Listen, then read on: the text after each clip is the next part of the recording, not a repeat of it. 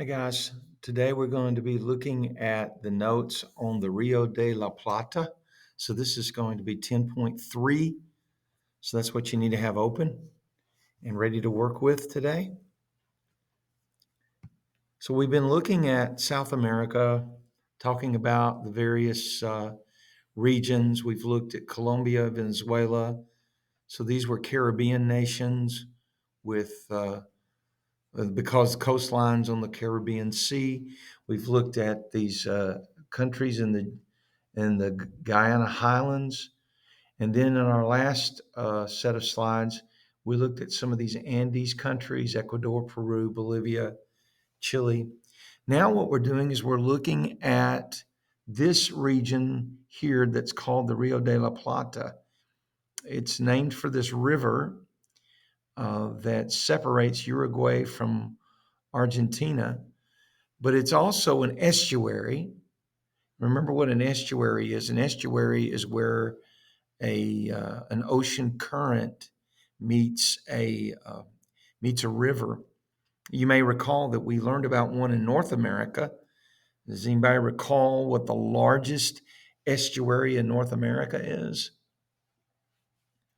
If you said Chesapeake Bay, you'd be correct. We learned that when we were looking at North America. But here in South America, the Rio de la Plata is an estuary on the Atlantic coast. So we're looking at first at Argentina, this country here, one of the larger countries in South America. The capital of of Argentina is Buenos Aires, which you can see is a word that means fair winds. One of the regions in Argentina that's very well known is the Pampas region. This is a region that is a low plains around the Rio de la Plata.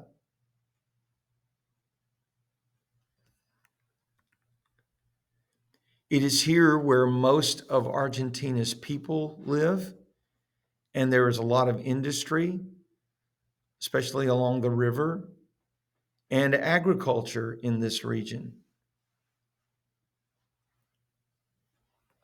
So a lot of farming and a lot of ranching as well. So the Pampas, you can see, are very similar to our Great Plains here in the United States. So vast grasslands, which of course would be suitable for raising cattle.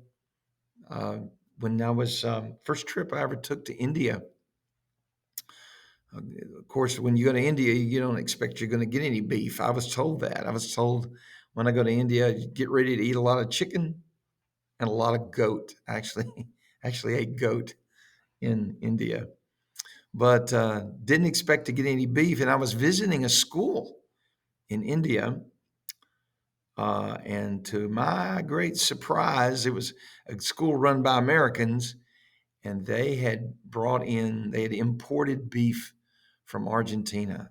So, boy, what a pleasant surprise to get to eat some beef while I was on my trip. It was good, and it came from this area in Argentina where they raise a lot of beef cattle. In South America, in the South American Pampas, the what we would call cowboys are these young men that ride horses and herd the cattle, and they are called gauchos.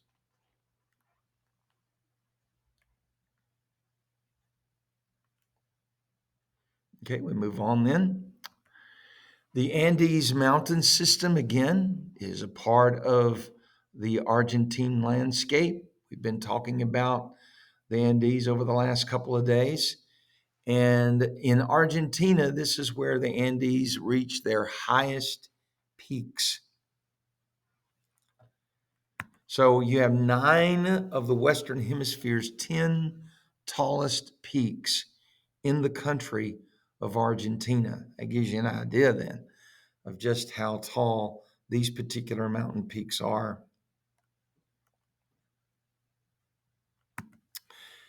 One of the statues that's been built in The Andes is Christ of the Andes. Now, don't confuse this with Christ the Redeemer. Christ the Redeemer is that statue that's located up here in Rio de Janeiro, where Christ has his arms stretched out over the city. That's not the same one. This is a different statue. This was built by Argentina and Chile, so it sits up in the Andes Mountains on the border, and it honors a border agreement between the two countries. So here is a picture of Christ of the Andes with the Chilean flag and the Argentine flag.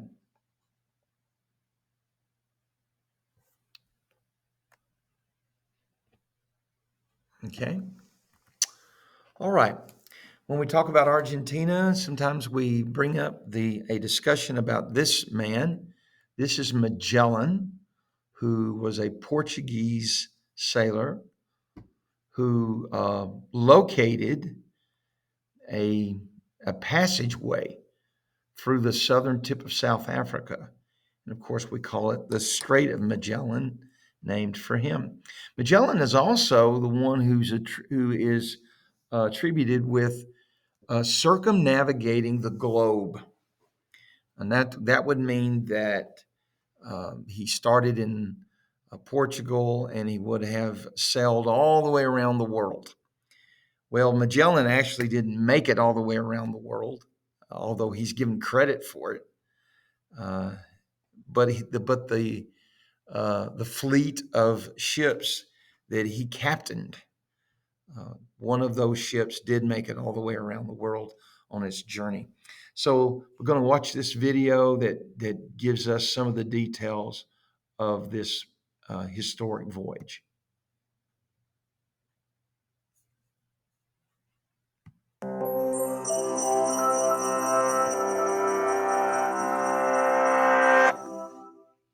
On September 6, 1522, the Victoria sailed into harbor in southern Spain. The battered vessel and its 18 sailors were all that remained of a fleet that had departed 3 years before. Yet her voyage was considered a success, for the Victoria had achieved something unprecedented: the first circumnavigation of the globe. But this story really begins in 1494, 2 years after Columbus's voyage on behalf of Spain. Columbus's discovery had prompted the Catholic Spanish rulers to turn to the Pope to preempt any claims by Portugal to the new lands. The Pope resolved this dispute by drawing an imaginary line on the world map. Spain had the right to claim territories west of the divide, and Portugal to the east. Spain and Portugal, the two major seafaring superpowers at the time, agreed to these terms in what came to be called the Treaty of Tordesillas. At the time, these nations had their eyes on the same prize: trade routes to the Spice Islands in today's Indonesia.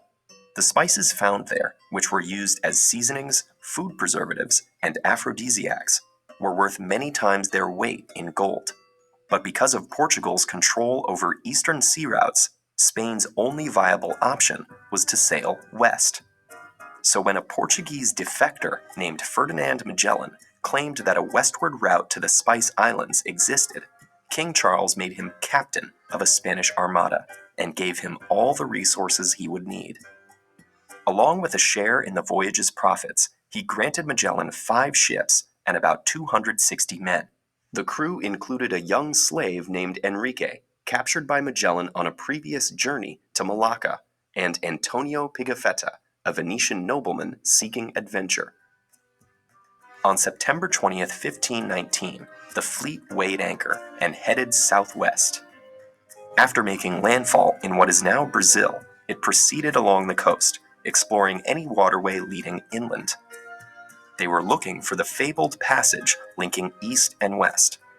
As the weather worsened, the Spaniards' resentment at having a Portuguese captain escalated. A full-blown mutiny soon erupted, which Magellan crushed with unspeakable cruelty.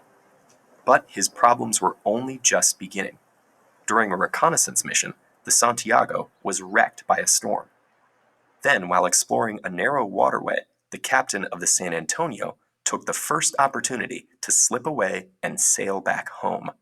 Magellan pressed forward, and on October 21st, he started exploring a navigable seaway. 27 freezing days later, the three remaining ships emerged from what we now call the Strait of Magellan into the Mar Pacifico. The fleet never expected the new ocean to be so vast. After 98 days at sea, dozens of sailors had succumbed to scurvy and famine. When they finally reached land again, Enrique, the young slave, proved able to communicate with the natives. Their goal couldn't be far. Sailing further west, Magellan was warmly received by Raja Humabon of Cebu. So when the ruler asked him to help subdue and convert the rebellious chief of Mactan, the captain readily agreed. The adventure would be his last. Overconfident and severely outnumbered, Magellan's force was overwhelmed, and the natives' bamboo spears ended the captain's life. Yet the voyage had to continue. Magellan's will specified that Enrique should be freed, but the expedition still needed an interpreter. With his freedom at stake, Enrique is believed to have plotted with the Rajah to have about 30 of the Spaniards killed at a feast on the beach. Enrique was never heard from again, but if he ever made it back to Malacca, he may have been the first person to actually circumnavigate the globe. Meanwhile, the survivors burned the Concepcion and proceeded onward. They finally reached the Spice Islands in November of 1521 and loaded up on precious cargo. But they still had to return to Spain. The Trinidad sank shortly after being captured by the Portuguese. The Victoria continued west, piloted by Juan Sebastian Elcano, one of the pardoned mutineers. Against all odds, the small vessel made it back to Spain with a full cargo of cloves and cinnamon, enough to cover the expedition and turn a profit. An obsessive chronicler, Pigafetta described the lands and people they encountered. With the help of a humble slave, he also compiled the world's first phrase book of native languages. His journal is the reason we can tell this story. Magellan's legacy lingers. He had galaxies and space programs named after him. Elcano, too, was celebrated in Spain with a coat of arms and his face on currency and stamps. United by fate, the survivors and the hundreds who sacrificed their lives challenged conventional wisdom and completed a historic journey once thought impossible.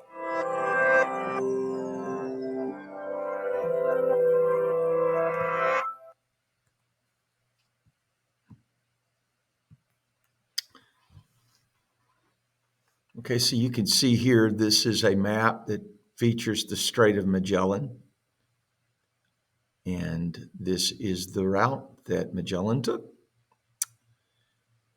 And here are some modern day pictures. I believe these are actually taken, if I'm not mistaken, these were pictures that were taken on the deck of a United States naval vessel as it traveled through the Straits of Magellan.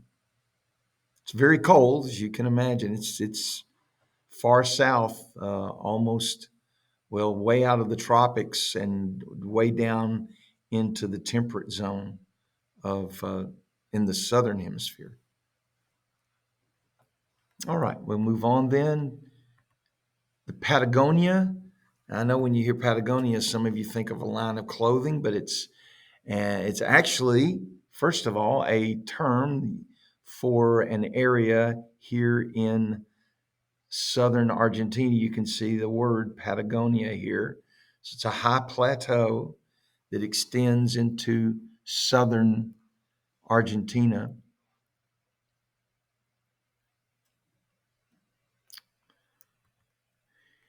The word Patagonia means big feet, and it was named thus or so by the explorers because the Indians that lived in this region stuffed their oversized boots with grass in order to serve as insulation from the cold weather. Patagonia is a place, it's a destination for people who love to hike and explore. It can be I've watched a couple of videos. It can be very challenging because of its harsh climate and its harsh conditions. Another thing that we associate with the Argentina is the Falkland Islands. Let's see, you can see them right here on this map, the Falkland Islands, and here they are again. And the Falkland Islands remain a source of dispute between the United Kingdom and Argentina. I've got a video I'm going to show you that will give you a little more information about that. So there was actually a war between the United Kingdom and Argentina back in 1982. It was a war that was won by the United Kingdom, and it fought over these islands. So we'll watch this video by Drew Binsky, and in the process, he'll give us a little bit of the story.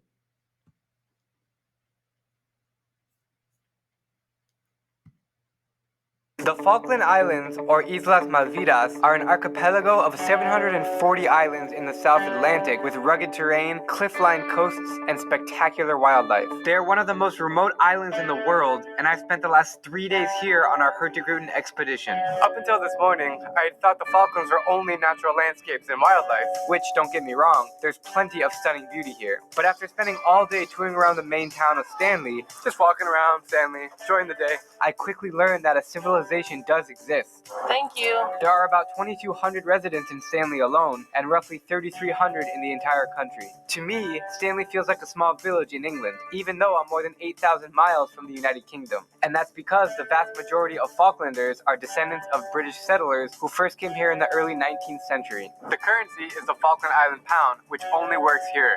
They speak British English with even a thicker accent than you can imagine. They love fish and chips, and there are several pubs where you can grab a pint of local beer. I mean, look how British this pub is. I'm drinking London Pride, but you got the island. Their flag has a small British flag in the corner. There are double-decker red buses. They have red telephone booths. They drive on the left side of the road, and their license plates look like this. I didn't notice any traces of an indigenous culture. Stanley is one of the smallest capitals in the world. There is one bank with no ATMs, and one newspaper called the Penguin News. There are no McDonald's, no Starbucks, or any other recognizable chains. The streets are narrow, with no advertisements or traffic lights, because traffic simply doesn't exist. That being said, I did see a variety of supermarkets, souvenir shops, restaurants, tourist centers, and I heard there's even a golf course. It's quite interesting, if you ask me. As you can see, it's an extremely peaceful life here in the Falklands, and the people are very kind. Welcome to the Falkland Islands. But on the other hand, the politics are not so peaceful. The sovereignty of the Falkland Islands is an ongoing dispute between the United Kingdom and nearby Argentina. Here's a short history recap. Britain established rule here in 1833, but Argentina has always maintained claim to the islands as they're just 500 kilometers east of their shore. On April 2nd, 1982, a war broke out when Argentina invaded and occupied the Falklands in South Georgia. 3 days later, the British showed up on ships and fought a bloody battle over 10 weeks, mostly on these mountains, that killed nearly 1,000 people and ultimately left Argentina surrendering. In a 2013 referendum, 99.8% of Falklanders voted to remain a British territory overseas, since they are mostly descendants of the British. How many generation Falklander are you? 5. Oh, I'm 4. My sons are 5 generations. And I'm a native. This is my country. I don't belong anywhere else. But a conflict still exists with Argentina today. Anyways, let's talk more about the culture because I find it fascinating. I already told you how British it feels here in Stanley, but let's take a look deeper. What kind of jobs do Falklanders have? Well, lots, since unemployment is less than 1%. But most jobs are seasonal, like growing vegetables and sheep spearing to make and sell wool. There are 160 sheep for every one person. Many others have governmental jobs, like working in the airport, at the city council, or as a public school teacher. The Falkland Islands are truly one of the most interesting places I've ever visited, and I enjoyed every minute I spent here. I hope you get the chance to visit someday and see what it's like. Later. I'm Drew Binsky, and if you... All right, that's Drew Binsky. So hopefully you understand a little bit better now the situation. The Falklands located here, Argentina and the United Kingdom there's still a dispute, but the United Kingdom won the war back in 1982, and the people on the islands voted overwhelmingly to remain part of the British Commonwealth. All right, Uruguay. Well, the other day when I taught you the map, I mentioned that you can keep Uruguay and Paraguay distinct by remembering the word up. And so you have U and then P. That's how I have always remembered it. Uruguay is this country here then that has a coast on the Atlantic Ocean, and it borders on Argentina. And actually, right here is part of Brazil. The capital of Uruguay is Montevideo, located here, again on the Rio de la Plata. About half of the nation's people live in this metropolitan area around the capital.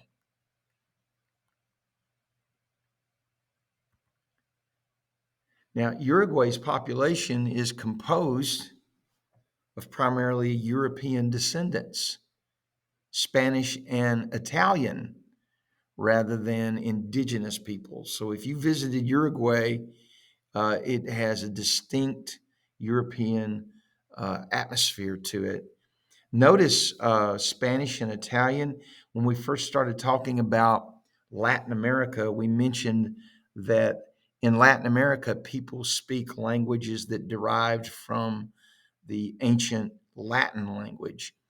And Spanish has been predominant. Portuguese, obviously, is what we're going to see when we visit and talk about Brazil. But here you actually have an Italian population in the country of Uruguay. So again, Italian is one of those Romance languages that came from ancient Latin. You might expect this. Uruguay has a lot of textile industries. Again, keep in mind that this area is much like the Great Plains of the United States. And so there's going to be a combination of cotton grown in the region, as well as the raising of sheep for their wool. So textile industry is a big deal here in Uruguay, and also a meat packing industry. And again, that makes sense because we've already learned that in the Pampas region, there are a lot of beef cattle. So between Argentina and Uruguay, you get a lot of beef that's processed here in the southern sections of South America. All right, one more country to talk about, and that would be Paraguay, located right here. The capital of Paraguay is Asuncion. And about 95% of the population here is mestizo. Most of the people are bilingual, meaning they speak Spanish and Guarani. We're going to watch a video in a minute where we'll hear a woman speaking Guarani. Remember, mestizo, remember that means that the individual has a mixture of European and native Indian blood. So about 95% of the people that live here are going to be mestizo, which, notice again, there was a difference. The difference here in Uruguay was that almost everyone in Uruguay was of European descent, whereby here it's a mixture in Paraguay. Although surrounded by other countries, so it is technically landlocked, it does have access to the Atlantic by way of the Parana River, which has the second largest river system in South America. So you can leave Paraguay on this river, make it to the Rio de la Plata, and out into the Atlantic Ocean. So steamboats can go up the Paraguay River, which is this river, which was a tributary uh, of the Parana. So they can go up to the Asuncion River here. I'm sorry, this is the Parana River, and it picks up the Paraguay here. My mistake. But anyway, they can use the Paraguay then to steamboat up into the Parana or up into Asuncion, which is the capital. Most of the nation's population, you can see, lives along this river system through Paraguay. It is also one of the least visited countries in the world. which is what Drubinski is going to bring up in this video.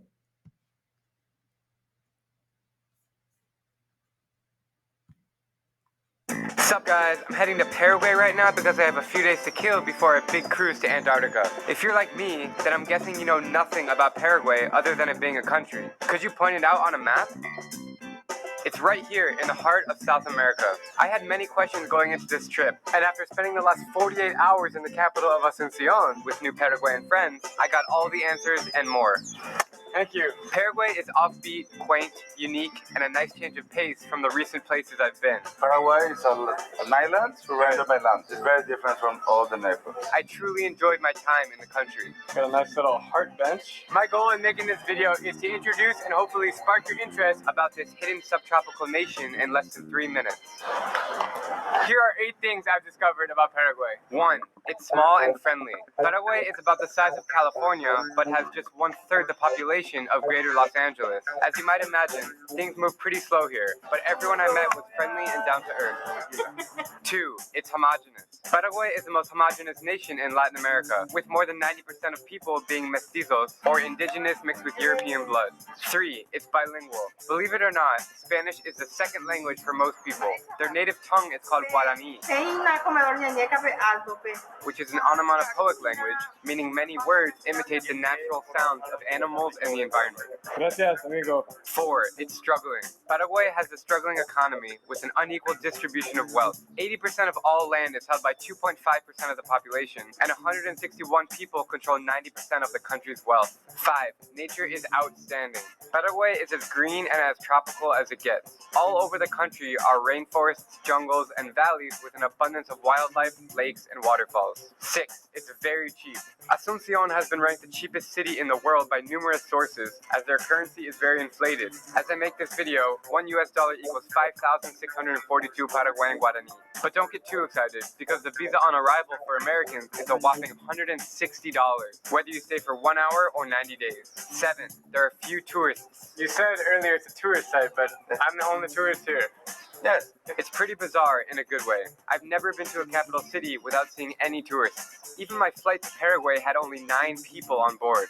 Maybe it's the hefty visa fee, or the inconvenient location, or the fact that there are no must-see sites here. Who knows why, but maybe this video will help get more people across the border. 8. Tereré is everywhere. All over the streets, I noticed people carrying a small flask or jug with a metal straw. I thought it was some local liquor, but I found out it's called tereré, and it's the national drink. I tried it, and it's quite refreshing. It's like a green tea. The jug is just cold water that you mix with a blend of green tea and other herbs. Paraguayans are very proud of it. Lastly, how could I end this video without mentioning the food? It was surprisingly good. Carne, fresh acai, catfish, and strawberry juice. This is called beiju. It's a typical Paraguayan dish. It's like starch and cheese and a bunch of other stuff in here. Not a bad living out here if you ask me. So are you ready to visit Paraguay yet? Comment below with any questions and I'll get back to you. Hasta luego.